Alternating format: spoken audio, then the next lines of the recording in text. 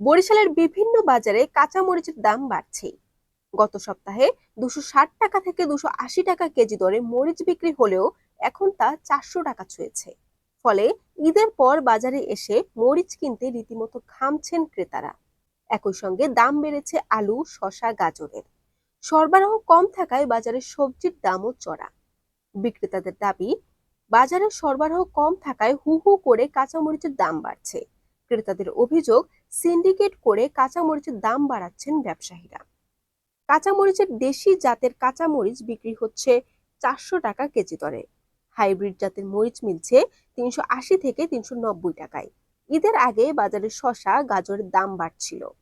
ঈদের পরও সেগুলোর দাম আরো বেড়েছে।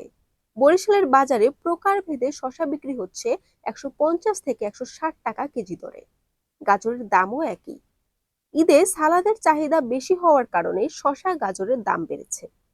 পাশাপাশি বাড়তি দামে বিক্রি হচ্ছে লেবুও। বাজারে লেবুর হালি প্রকারভেদে 50 থেকে 60 টাকা।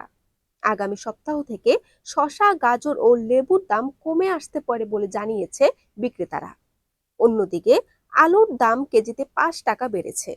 গত সপ্তাহে 60 থেকে 65 টাকা কেজি দরে বিক্রি হলেও বর্তমানে বাজারে আলু বিক্রি হচ্ছে 68 থেকে 70 টাকা কেজি দরে। ভালো মানের আলুর দাম কেউ কেউ 75 টাকা কেজিও হাঁকছেন। বিক্রেতারা বলছেন, আলুর দাম সামনে আরো বাড়তে পারে।